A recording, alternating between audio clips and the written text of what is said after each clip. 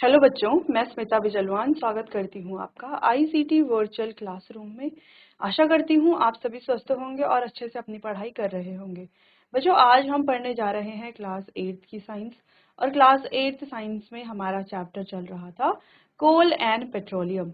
ये चैप्टर हमने अपने लास्ट लेक्चर में स्टार्ट किया था। ठीक है, तो एक इंट्रोडक्शन हमने चैप्टर का देख लिया था और काफी सारे टॉपिक भी हमने डिस्कस किए थे। ठीक है, तो चलिए एक बार जो भी हमने अपने लास्ट लेक्चर में पढ़ा उसे वापस से थोड़ा सा रिवाइज करके आगे चैप्टर को कंटिन्यू करते हैं। तो चलिए, तो लास्ट लेक्चर में हमने क्या बात की थी बच्चों? लास्ट लेक्चर में हमने पढ़ा था सबसे पहले रिसोर्सेज के बारे में कि रिसोर्सेज क्या होते हैं, यानी कि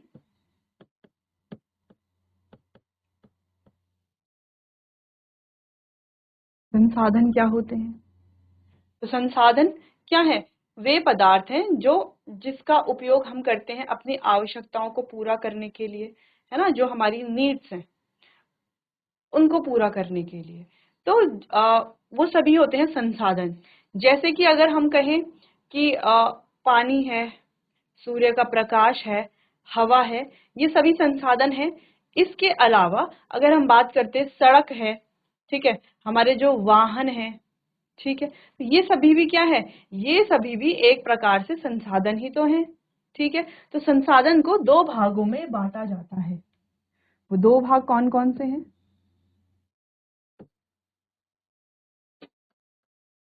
एक है प्राकृतिक संसाधन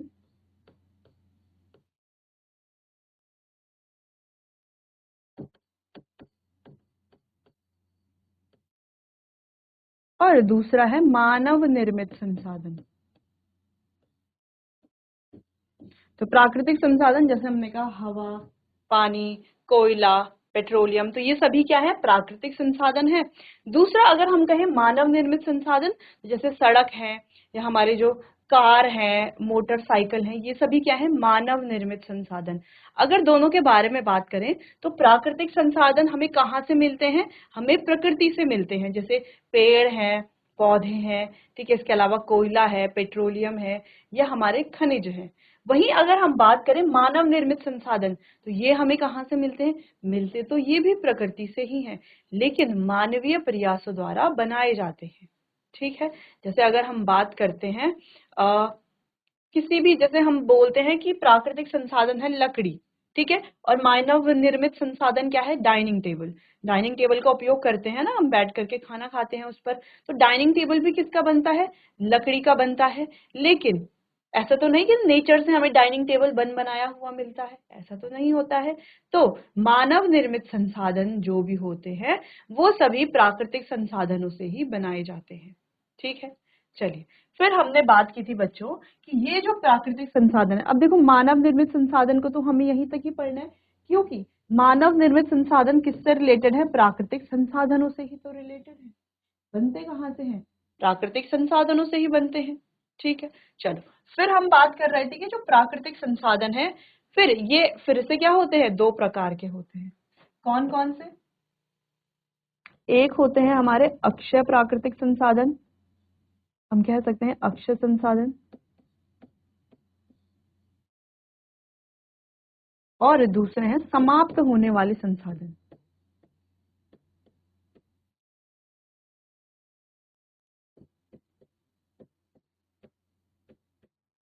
ठीक है, अब दोनों में क्या डिफरेंस है? जैसे हमने बात की अलग अलग संसाधनों के बारे में, कुछ जैसे कोयला है, पेट्रोलियम है, वन है, ठीक है, सूर्य का प्रकाश है, वायु है, तो ये सभी प्राकृतिक संसाधन हैं। लेकिन इनमें से कुछ होते हैं अक्षय संसाधन। अक्षय संसाधन जो हमें कैसे मिलते हैं? प्रकृति में असीमित मात्रा में मिलते हैं। कैसे मिलते हैं? असीमित मात्रा, या हम लिख सकते हैं अनलिमिटेड क्वांटिटी। कैसे मिलते हैं? अनलिमिटेड क्वांटिटी में। कैसे होते हैं? अनलिमिटेड। ठीक है, यानी कि असीमित मात्रा इनकी होती है। हम इनका कितना भी उपयोग करें तो ये कभी समाप्त नहीं होंगे। तो क्या आप कुछ ऐसे अक्षय संसाधनों के बारे में बता सकते हैं कि जिनका हम कितना भी उपयोग करेंगे लेकिन वो कभी समाप्त नहीं हो सकते? बता सकते हैं कुछ ऐसा? चलिए, तो ऐसे कौन कौन से होते हैं जो हमें अनलिमिटेड क्वांटिटी में मिलते हैं, यानी कि कभी भी समाप्त नहीं होंगे। तो जैसे कि सूर्य का प्रकाश है जिसे हम कहते हैं सनलाइट, सूर्य का प्रकाश, ऊर्जा, ठीक है, एयर यानी कि वायु, तो ये सभी क्या होते हैं, अक्षय संसाधन होते हैं। दूसरा, समाप्त होने वाले संसाधन, यानी कि जैसे इनका नाम ही है, ऐसे संसाधन जिनका अगर हम ज्यादा उपयोग करते हैं तो एक समय के बाद ये क्या हो जाएंगे, समाप्त हो जाएंगे। ठीक है, तो ऐसे संसाधन कौन से हैं जो समाप्त हो सकते हैं, क्या कोई बता सकता है? चलो, तो देखो बच्चों, समाप्त होने वाले संसाधन यानी कि लिमिटेड क्वांटिटी, यानी कि ये कैसे हैं, लिमिटेड क्वांटिटी में प्रेजेंट है। ठीक है, अब कौन कौन से, जैसे कि हमारे पास है कोयला,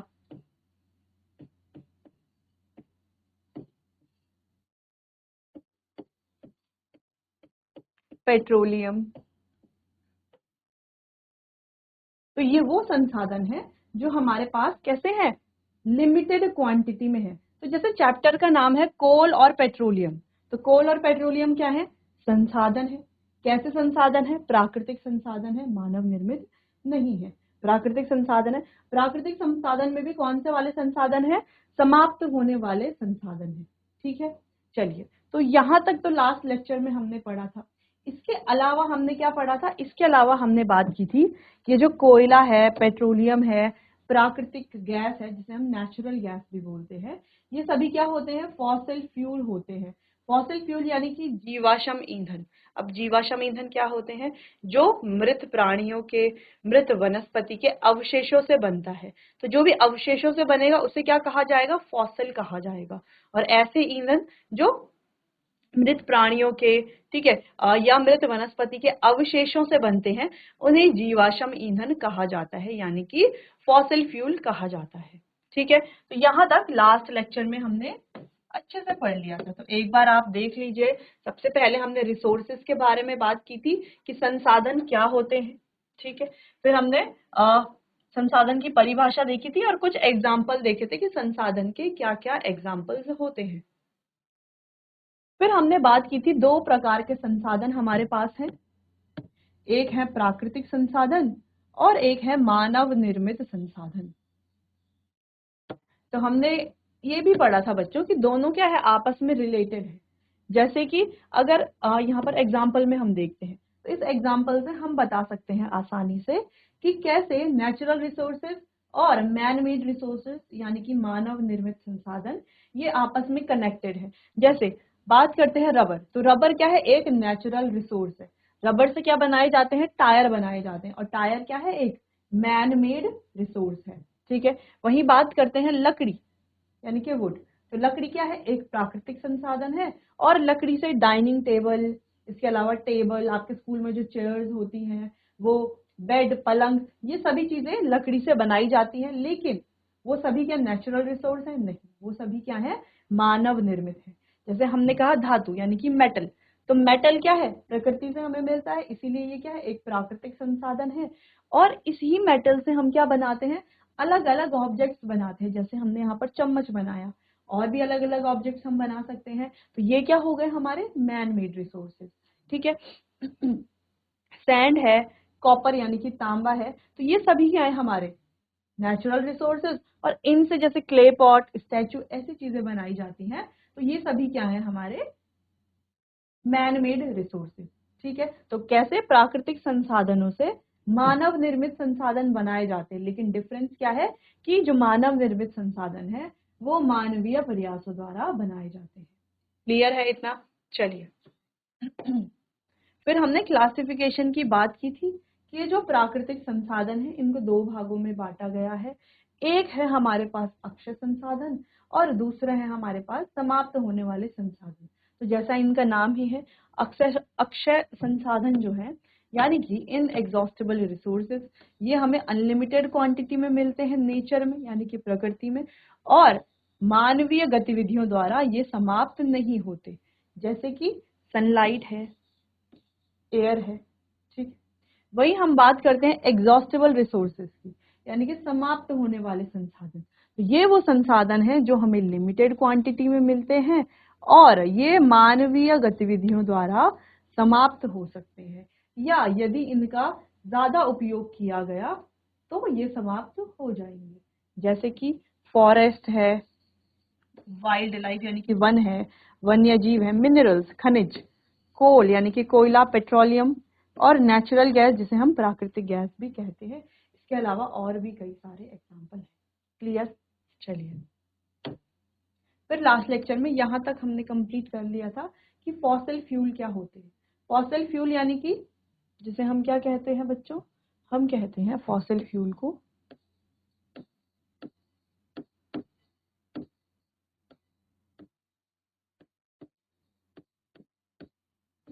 जीवाश्म ईंधन। अब ये जीवाश्म ईंधन क्या है?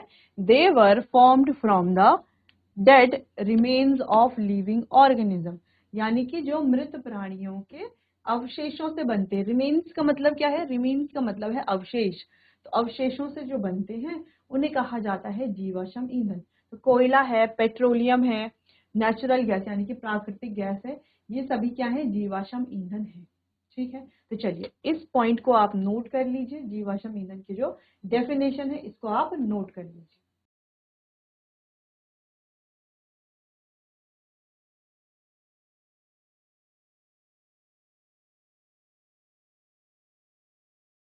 तो चलिए आगे बढ़ते हैं, बात करते हैं कोल के बारे में। कोल यानी कि कोयला। यहाँ पर हम कोयले के कुछ कैरेक्टरिस्टिक के बारे में बात करेंगे। ठीक है, अब कैरेक्टरिस्टिक्स को पढ़ने से पहले हम क्या करेंगे, इसका पिक्चर देखेंगे कोल का। ठीक है, तो कोल का पिक्चर देखने पर क्या समझ में आ रहा है? क्या समझ में आ रहा है कि कोयला कैसा होगा? कोयला कैसा है? काले रंग का है, पहली चीजें दिख रही है। दूसरा क्या दिख रहा है? ये हार्ड भी तो दिख रहा है ना, कि कैसा है ये? हार्ड है। इसके अलावा क्या कोयले के बारे में हमें और भी चीजें पता है? हाँ, हमें ये पता है कि कोयले का उपयोग अभी तक जो हमें पता है, जो हमने पढ़ा नहीं है लेकिन हमें पहले से पता है, तो हमें पता क्या है कि कोयला का उपयोग हम किस लिए करते हैं? कोयले को जला करके हम खाना पकाते हैं, ठीक है, आग सेकते हैं, ठीक है, या आग जलाने के लिए कोयले का उपयोग हम करते हैं। इतना हमें पहले से पता है कोयले के बारे में। हो सकता है कुछ स्टूडेंट को और भी ज्यादा कुछ पता हो कोयले के बारे में, और हो सकता है किसी को कुछ भी ना पता हो कोयले के बारे में। ठीक है, तो यहाँ पर हम पढ़ने वाले हैं कोल के बारे में। ठीक है, तो चलो, तो इमेज देख करके काफी सारी चीजें हमें समझ में आ गई हैं। तो चलिए तो समझते हैं एक एक करके इसकी कैरेक्टरिस्टिक्स क्या क्या है। तो पहला है, it is as hard as stone, यानी कि ये पत्थर की तरह कैसा है? हार्ड है, कठोर है। And is black in colour, और कैसा है? काले रंग का है, जो कि हम यहाँ पर देख सकते हैं इमेज में।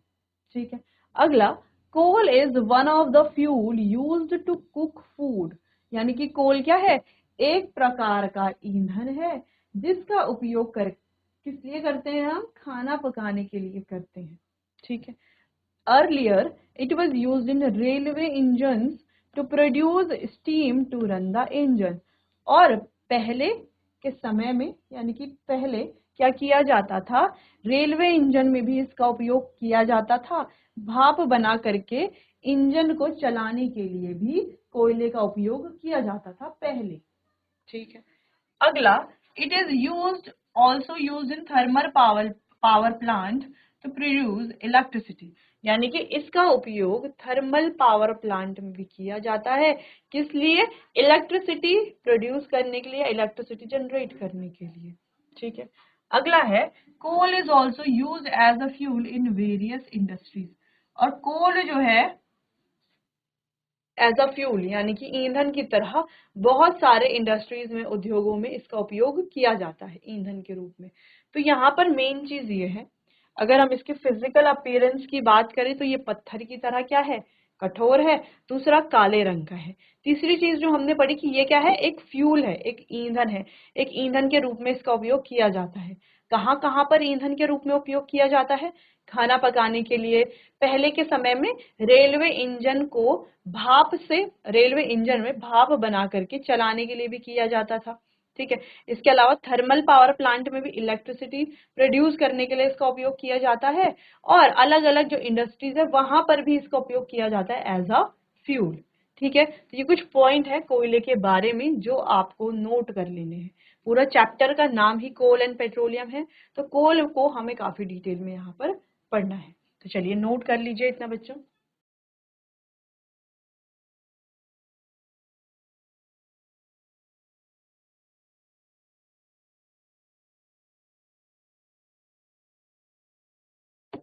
चलिए तो आगे बढ़ते हैं। अच्छा, आगे ये तो वही पॉइंट्स लिखे हुए हैं जो अभी हमने इंग्लिश में पढ़े, तो हिंदी में है कि इसका उपयोग, ये किसका, कोयले का उपयोग भोजन पकाने के लिए ईंधन के रूप में किया जाता है।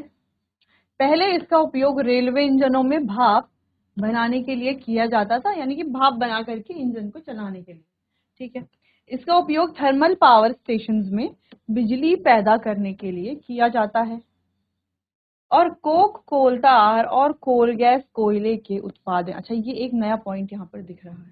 ठीक है, ये वाला पॉइंट थोड़ा डिफरेंट है। इस वाले पॉइंट में क्या कहा जा रहा है कि जो कोयला है, हम यहाँ पर ऐसा फ्लो चार्ट बना सकते हैं कि जो कोयला है इसके क्या है, 3 मुख्य उत्पाद होते हैं। ठीक है, अब ये 3 मुख्य उत्पाद कौन कौन से हैं, ये है कोक,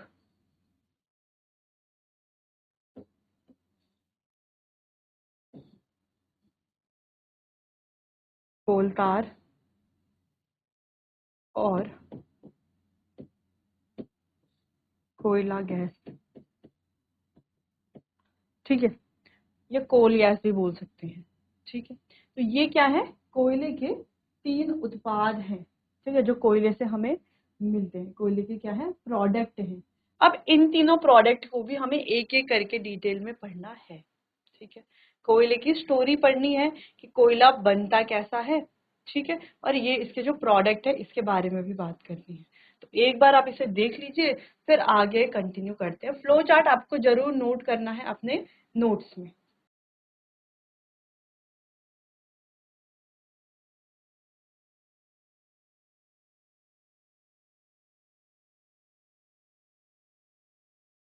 चलिए, यहाँ पर आपने ये नोट कर लिया होगा। तो देखो, ये भी फ्लो चार्ट है, इसे भी आप देख सकते हो। तो सॉलिड क्या है, कोक। लिक्विड क्या होता है, कोल तार। और गैसियस फॉर्म में क्या है, कोल गैस। ठीक है, कोक इस तरीके से दिखता है। ठीक है, थोड़ा बहुत कोल जैसा ही दिख रहा है कोक। ठीक है, कोल तार कुछ कुछ ऐसा दिखता है, लिक्विड फॉर्म में होता है। और कोल गैस तो गैसियस फॉर्म में होती है। तो एक बार आप इसे देख लीजिए फ्लो चार्ट को।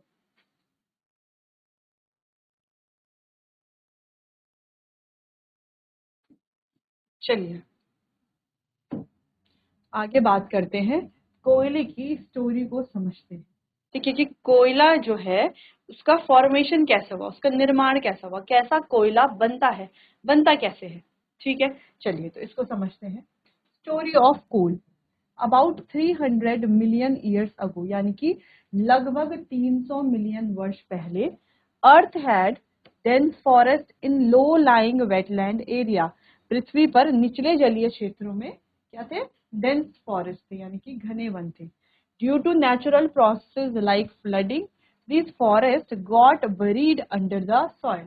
और बाढ़ जैसी प्राकृतिक आपदा के कारण ये जो घने वन थे ये मृदा में दब गए, दफन हो गए, है ना। बाढ़ आई या कोई और प्राकृतिक आपदा हुई जिसके कारण ये क्या हो गए, मृदा में दफन हो गए या दब गए। ठीक है, as more soil deposited over them, they are compressed. धीरे धीरे इनके ऊपर मिट्टी की और ज्यादा लेयर आती गई और ये क्या होते गए, धीरे धीरे संपीड़ित होते गए, कंप्रेस होते गए। ठीक है, तो यानी कि सबसे पहले अगर हमें समझना है तो क्या हुआ, लगभग 300 मिलियन वर्ष पहले पृथ्वी पर निचले जलीय क्षेत्र जो थे, तो निचले जलीय क्षेत्रों में घने वन थे। अब बाढ़ जैसी प्राकृतिक आपदा के कारण ये जो घने वन है ये मृदा में दफन हो गए। अब धीरे धीरे इनके ऊपर और मिट्टी आती गई, तो जैसे जैसे इनके ऊपर और मृदा आती गई ये क्या होते गए, संपीड़ित होती गई।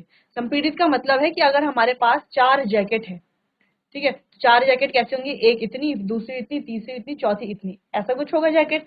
अगर इन 4 जैकेट के ऊपर हम क्या कर ले, 4 ईंट रख दें, तो 4 ईंट जैसे ही हम इनके ऊपर रखेंगे तो जैकेट के अंदर जो एक्स्ट्रा एयर ट्रैप थी वो क्या हो जाएगी, बाहर निकल जाएगी। और साइज क्या हो जाएगा इसका, कुछ इतना हो जाएगा, 4 जैकेट का साइज। कैसे हुआ ये, इसके ऊपर हमने ईंट रखी है ना, तो क्या हुई, ये कंप्रेस हुआ, इसे क्या कहते हैं, कंप्रेशन कहा जाता है। ठीक है, तो वैसे ही जब और मिट्टी की लेयर इनके ऊपर आती गई तो ये भी क्या होते गए, कंप्रेस होते गए, यानी कि संपीड़ित होते गए। The temperature also rose as they sank deeper and deeper. अब जब इनके ऊपर और मिट्टी की लेयर आएगी तो ये कंप्रेस होंगे, तो और गहराई में चले जाते हैं ये। तो जैसे जैसे और गहराई में गए तो वहां पर टेम्परेचर भी क्या होने लगा, बढ़ने लगा। और इसी उच्च तापमान और उच्च दाब के कारण, है ना, हाई टेम्परेचर और हाई प्रेशर के कारण, ये जो मृत पेड़ पौधे थे, है ना, जो हमारे डेंस फॉरेस्ट थे, फॉरेस्ट में क्या होते हैं, पेड़ पौधे, यही सारी चीजें तो होती है। ठीक है, तो ये जो पेड़ पौधे थे यानी कि जो डेड प्लांट्स थे, गॉट स्लोली कन्वर्टेड टू कोल। ये जो डेड प्लांट्स थे वो धीरे धीरे कोयले में परिवर्तित हो गए। क्लियर है, समझ में आया कोल की स्टोरी। चलो, तो बहुत अच्छे से अभी समझ में नहीं आई होगी, एक बार आप इसे देखो, फिर इसको हम दोबारा से डिटेल में डिस्कस करते हैं।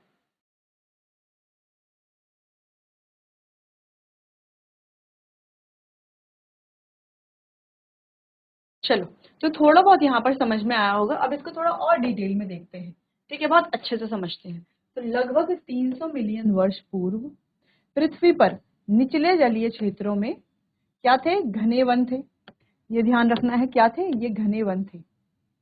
ठीक है, घने वन थे। अब ये घने वन कैसे, बाढ़ जैसी प्राकृतिक आपदा, बाढ़ जैसी प्राकृतिक आपदा या प्राकृतिक पराक्रमों की वजह से ये वन मृदा के नीचे दब गए। ठीक है, ये वन क्या हो गए, मृदा के नीचे दब गए।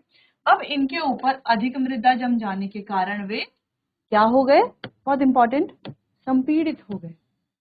ठीक है, जब ये मृदा में दब गए, अब इनके ऊपर हवा के कारण, ये तूफान के कारण क्या होगा, और मिट्टी की लेयर आती जाएगी। जब और मिट्टी की लेयर इनके ऊपर आती गई तो ये क्या हो गए, संपीड़ित हो गए। ठीक है, अब जैसे जैसे वे गहरे होते गए उनका ताप भी बढ़ता गया। अब और मिट्टी की लेयर आएंगी, ये कंप्रेस होंगे तो और ज्यादा डीपर यानी कि गहराई में चले जाएंगे। तो जैसे जैसे ये गहरे होते गए तो यहाँ पर तापमान भी बढ़ने लगा, और उच्च ताप और उच्च दाब दोनों, यानी कि हाई प्रेशर और हाई टेम्परेचर, उच्च ताप का मतलब है हाई टेम्परेचर और उच्च दाब का मतलब है हाई प्रेशर। तो उच्च दाब और उच्च ताप पर धीरे धीरे पृथ्वी के भीतर ये जो मृत पेड़ पौधे थे धीरे धीरे कोयले में परिवर्तित हो गए। तो यहाँ पर हमने स्टोरी देखी कि कैसे धीरे धीरे ये जो डेड प्लांट्स थे, पहले तो डेड नहीं थे, पहले तो लिविंग थे, उसके बाद डेड हुए, और कैसे मृदा के अंदर धीरे धीरे 300 मिलियन वर्षों में ये कोयले में परिवर्तित हो गए। ठीक है, तो अगर हम देखें ये जो प्रोसेस है, तो ये कैसी प्रोसेस है, एक स्लो प्रोसेस है। बिल्कुल, क्या हमें ये स्लो प्रोसेस लग रही है, यानी कि एक धीमा पराक्रम लग रही है, हाँ बिल्कुल। तो ये एक स्लो प्रोसेस है।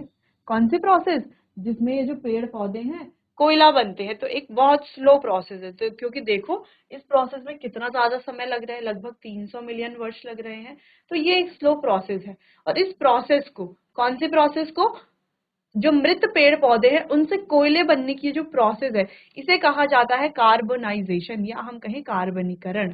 ठीक है, तो इस प्रक्रिया को क्या कहेंगे हम, कार्बनीकरण कहते हैं।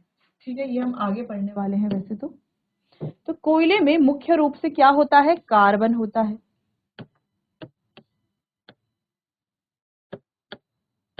तो कोयले में मुख्य रूप से क्या होता है, कार्बन होता है।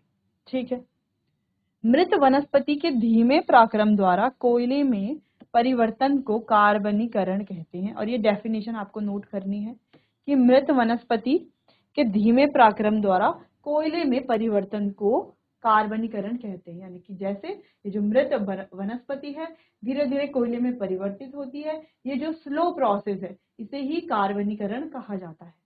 क्योंकि यह वनस्पति के अवशेषों से बना है। तो देखो बच्चों, तो जैसे कि हमने पहले भी बात की थी कि कोयला, पेट्रोलियम और प्राकृतिक गैस तीनों ही क्या है, जीवाश्म ईंधन है। क्यों है जीवाश्म ईंधन, क्योंकि यह मृत प्राणियों के या मृत वनस्पति के अवशेषों से बना हुआ है। तो वैसे ही जैसे कि वनस्पति के अवशेषों से बना है कौन, कोयला, कोयला वनस्पति के अवशेषों से बना है, इसीलिए कोयले को जीवाश्म ईंधन भी कहते हैं। इंपॉर्टेंट पॉइंट था ये वाला भी, ठीक है। तो कोयले को क्या कहा जाता है? जीवाश्म ईंधन भी कहा जाता है। अर्थात कोयले को बाकी आगे हम तो चित्र में देखेंगे, ठीक है। एक पिक्चर हमें दिखेगी, उसमें हम ये देखेंगे, ठीक है। तो यहाँ पर हमें देखना है कि इम्पॉर्टेंट प्रोसेस क्या थी कि हाई टेम्परेचर और हाई प्रेशर की वजह से धीरे धीरे ये क्या हो गए? कोयले में परिवर्तित हो गए। लेकिन ये हाई टेम्परेचर प्रेशर हुआ कैसे? जब वो गहरे होते गए तो तापमान भी बढ़ता गया। अब वो गहरे कैसे होते गए? क्योंकि वो संपीड़ित हुए। संपीड़ित कैसे हुए? क्योंकि अधिक मृदा उनके ऊपर आने लगी। तो जब अधिक मृदा उनके ऊपर आएगी तो वो क्या होंगे? कंप्रेस होंगे, संपीड़ित होंगे, है ना। प्रेशर की वजह से भी होगा ये सब, ठीक है। जैसे हमने जैकेट वाले एग्जांपल की बात करी कि 4 जैकेट है, उनके ऊपर हमने ईंट रख दी, तो जैकेट क्या हो जाएंगी? कंप्रेस हो जाएंगी एकदम से। उनकी जो हवा है, एक्स्ट्रा एयर है, उन पे ट्रैप है, वो सारी बाहर निकल जाएगी। उनका साइज भी कैसा हो जाएगा? छोटा हो जाएगा, यानी कि वो कंप्रेस हो जाएंगी, ठीक है। इसी तरीके से प्रेशर को बढ़ा करके, टेम्परेचर को कम करके क्या किया जाता है? गैसेस को भी कंप्रेस किया जाता है और लिक्विड स्टेट में चेंज किया जाता है। ये हम हायर क्लासेस में पढ़ेंगे, ठीक। अच्छा, तो ये अधिक मृदा जम जाने के कारण भी, अधिक मृदा किसमें जमी? ये जो वन थे इनके ऊपर, है ना। अब कैसे जमी? बाढ़ जैसी प्राकृतिक आपदा के कारण। इस प्रोसेस में समय कितना लगा? लगभग 300 मिलियन वर्ष, ठीक है। अच्छा, दूसरी चीज हमने बात की जो धीमा पराक्रम है, जिसमें ये जो प्रोसेस है जिससे वनस्पति कोयले बन जाती है, इसे कहा जाता है कार्बनीकरण, ठीक है। और ये वनस्पति के अवशेषों से बनता है, इसीलिए इसे जीवाश्म ईंधन भी कहते हैं, ठीक है। तो इंपॉर्टेंट पॉइंट हमने यहाँ पर अंडरलाइन कर लिए हैं, तो आप इसको नोट कर लीजिए। तो चलिए बच्चों, आज हमने कोल की प्रोसेस पढ़ी, यानी कि कोल के फॉर्मेशन के बारे में बात की। कोल की स्टोरी क्या है, इसकी कैरेक्टरिस्टिक्स क्या क्या होती है। बाकी चैप्टर को डिटेल में डिस्कस करेंगे हम अपने आने वाले अगले सेशन में। तब तक के लिए आपका बहुत बहुत धन्यवाद।